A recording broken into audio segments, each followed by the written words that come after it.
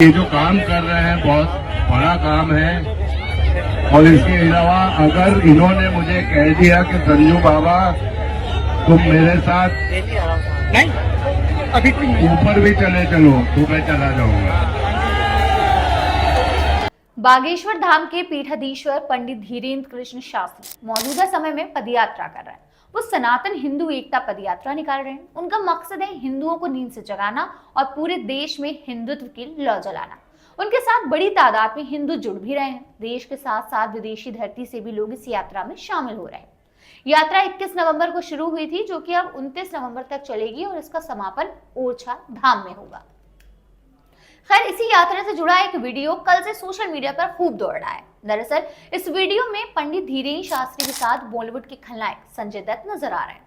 सबसे खास बात यह है कि इस वीडियो में संजय दत्त का सनातनी स्वैग देखने को मिल रहा है, जो उनके फैंस को भी काफी रास आ रहा। इस यात्रा के दौरान संजू बाबा धीरेन्द्र कृष्ण शास्त्री के साथ काफी दूर तक पैदल चले। इस दौरान उन्होंने बागेश्वर बाबा की जमकर तारीफों के कसीदे पढ़े और धीरेन्द्र कृष्ण शास्त्री को अपने छोटे भाई की तरह बताया। उन्होंने ये भी कहा कि धीरेन्द्र शास्त्री बहुत बड़ा काम कर रहे हैं और वो उन पर पूरा विश्वास करते हैं।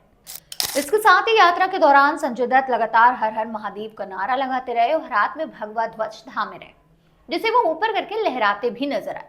संजू बाबा धीरेन्द्र कृष्ण शास्त्री के साथ लगभग 2 किलोमीटर तक पैदल चले, जबकि उनके साथ फिल्म इंडस्ट्री के कई और लोग भी इस यात्रा में शामिल थे।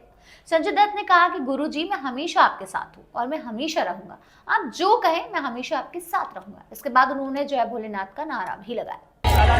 गुरुजी, मैं हमेशा आपके साथ हूँ और हमेशा आपके साथ रहूंगा और आपकी आज्ञा हो, आप आज्ञा कीजिए, मैं रहूंगा आपके साथ। हर हर महादेव, जय भोलेनाथ।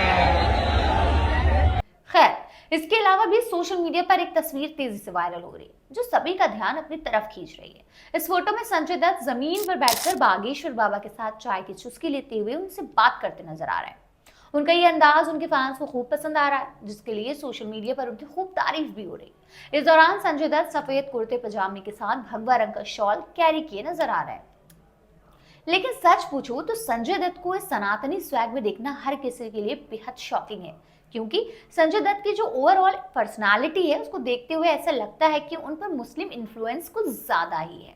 ऐसा हम क्यों कह रहे हैं, चलिए आपको बता देते हैं। बॉलीवुड के खलनायक संजय दत्त की जिंदगी के बारे में कौन नहीं जानता। उनकी जिंदगी काफी उतार चढ़ावों से भरी रही, जिसकी झलक हमें साल 2018 में आई फिल्म संजू में भी देखने को मिली थी। संजू मूवी में कई ऐसे सीन्स थे जो हूबहू संजय दत्त की लाइफ से उठाए गए थे। वही कपड़े, वही बैकग्राउंड। इस फिल्म में संजय दत्त की डार्क लाइफ को भी दिखाया गया था। चलिए जरा उसे रिकॉल करते हैं। दौर था 90 का। मुंबई बम धमाकों के बाद पूरे शहर में मातम पसरा था। संजू जेल की सलाखों के पीछे थे। पुलिस पूछताछ लगातार जारी थी। पुलिस के सामने संजय दत्त सरेंडर कर चुके थे, लेकिन एक शख्स थे जो अभी भी इस बात पर भरोसा नहीं कर पा रहे थे कि संजू का हाथ मुंबई बम ब्लास्ट में शामिल है। कौन थे ये शख्स? संजय दत्त की जिंदगी के इस चौंकाने वाले वाकये का जिक्र यासिर उस्मान ने अपनी किताब the crazy untold story of Bollywood's bad boy Sanjay Dutt में किया गया है। आपको बता दें कि शख्स कोई और नहीं बल्कि संजय दत्त के पिता सुनील दत्त थे, जो ये बात मानने को तैयार ही नहीं थे कि उनका बेटा संजू बम ब्लास्ट कर सकता है। लेकिन तभी इस मामले की जांच में जुटे deputy police commissioner Rakesh Maria Sanjay Dutt से पूछते हैं कि सच क्या है, अपने पिता को बताओ। फिर संजय दत्त कबूलते हैं कि हाँ, ये सच है। एक राइफल और कुछ गोला बारूद मैंने अपने पास छिपाया था, जो दाऊद इब्राहिम के भाई अनीस इब्राहिम ने मुझे रखने को दिया था।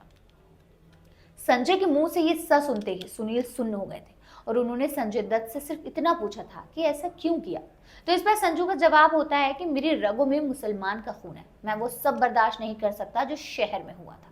गौरतलब है कि ये बम धमाका मुंबई में बाबरी मस्जिद विवाद में मुसलमानों की जान का बदला लेने के लिए करवाया गया था। संजू यहाँ इसी घटना का जिक्र कर रहे हैं। अब मेरे ख्याल में आपको समझ में आ गया होगा कि मैंने इस वीडियो की शुरुआत में क्यों ये कहा था कि संजय दत्त पर मुस्लिम इन्फ्लुएंस कुछ ज्यादा है। कभी हिंदुओं को बम से उड़ाकर मारने वाले संजय दत्त अब एक कट्टर हिंदू हो गए।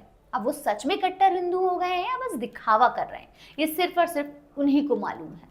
वैसे आपको क्या लगता है, संजय दत्त अपनी इमेज सुधारने के लिए सिर्फ और सिर्फ एक सनातनी हिंदू होने का ढोंग कर रहे हैं, या सच में उनके दिल में हिंदुत्व की भावना सच में जाग उठी है? अपने जवाब हमें कमेंट बॉक्स में जरूर बताइएगा।